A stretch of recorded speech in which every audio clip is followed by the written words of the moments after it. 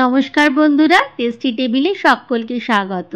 আবারও এসে গেছি আরও একটা নতুন রেসিপি নিয়ে। আজ শেয়ার করব একটি মিষ্টির রেসিপি, আলু দিয়ে কালোজাম তৈরির মিষ্টি। চলুন দেখে নেওয়া যাক আজকের রেসিপি। এর জন্য আমি 6টা মাঝারি সাইজের আলুকে বয়েল করে নিয়েছি। হাত দিয়ে একটু চটকে নিচ্ছি যাতে কোনো দলা না থাকে।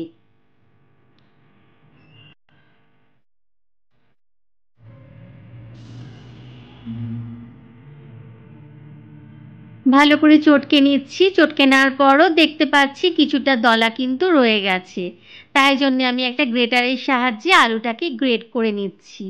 মিষ্টি খেতে গেলে মুখে এই দলাগুলো লাগলে একদমই ভালো লাগবে না, তাই ভালো করে গ্রেট করে নিচ্ছি। গ্রেট করে নিলে তাহলে আর কোনো রকম দলা থাকবে না।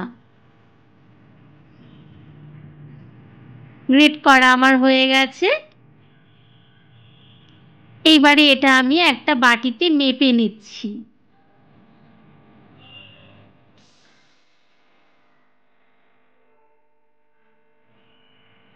এখানে মোটামুটি 2 বাটি মতো আমার আলু রয়েছে।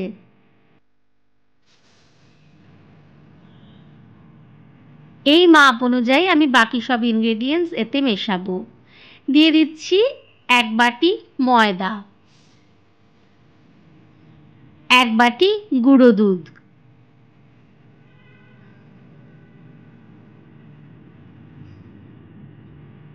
আর 6 চামচ সুজি।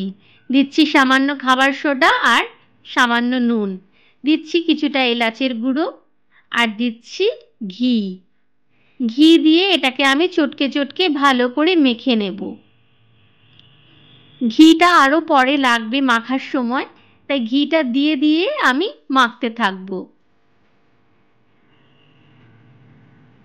আরও একবার ঘি মেশাচ্ছি। ঘিয়ের সাহায্যে সবকিছু ভালো করে মাখতে হবে।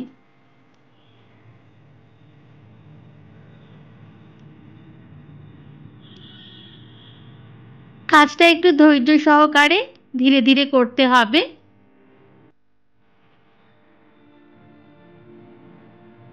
আরও একবার ঘি নিচ্ছি। ঘি দিয়ে আরও একবার ভালো করে সবটা মেখে নিচ্ছি। মসৃণ করে মেখে নেওয়া আমার হয়ে গেছে। বাটি থেকে ছেড়ে ছেড়ে আসছে দলাটা, তার মানে মাখা আমার হয়ে গেছে। এবার এখান থেকে এক একটা দলা নিয়ে আমি কালোজামের শেপ দেব। হাতে ভালো করে ঘি মাখিয়ে নিচ্ছি।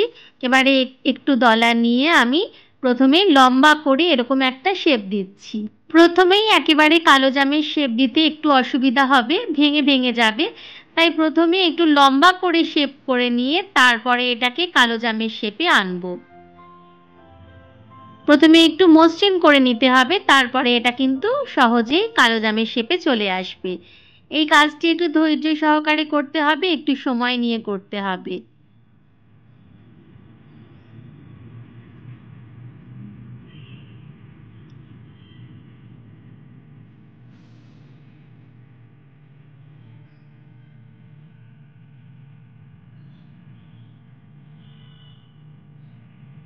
এরকম ঠিক কালোজামের শেপে আমি এনেছি। বাকি সবগুলো এক এক করে আমি তৈরি করে নিয়েছি। এইবারে আমি চিনির রসটা তৈরি করে নেব। তার জন্য নিয়ে নিলাম 1 বাটি ব্রাউন সুগার আর আর সামান্য একটু সাদা চিনি। নিয়ে নিলাম 1.5 বাটি জল। আপনারা চাইলে পুরোটাই সাদা চিনি ব্যবহার করতে পারেন। চিনির রসটা ভালো করে ফুটিয়ে নিচ্ছি। চিনির রসটা ফুটতে ফুটতে অন্যদিকে আমি তেলের মধ্যে এই কালোজামগুলো ভেজে নিচ্ছি। মিডিয়াম ফ্লেমে উল্টে পাল্টে কালোজামগুলো ভালো করে আমি ভেজে নিচ্ছি।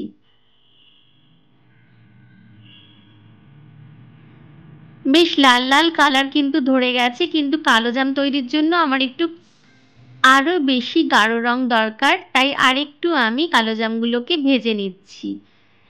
এখন বেশ সুন্দর রং ধরে গেছে, এবার আমি এগুলো তুলে নিচ্ছি।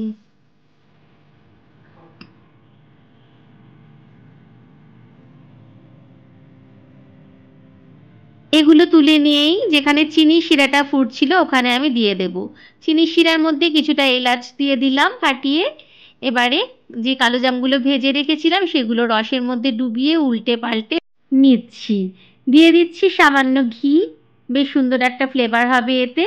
একটু ফুটিয়ে নিচ্ছি যাতে রসটা ভালো করে মিষ্টিগুলোর মধ্যে ঢুকে যায়। এবার তৈরি করে নিচ্ছি একটু মাওয়া।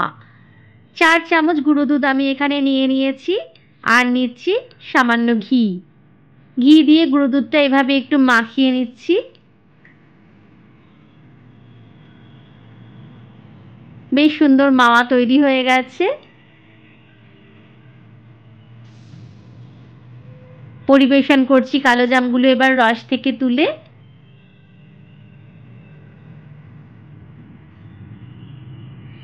একসাথে রসের মধ্যে অনেকগুলো কালো জাম দিয়ে দেবেন না, এতে ভেঙে যেতে পারে। ওপর থেকে ছড়িয়ে দিচ্ছি যে মাওয়াটা তৈরি করে রেখেছিলাম গুঁড়ো দুধ আর ঘি মিশিয়ে সেটা। দেখতে ঠিক দোকানের মতো কালো জাম লাগছে না? তৈরি হয়ে গেল আলু দিয়ে কালো জাম মিষ্টি।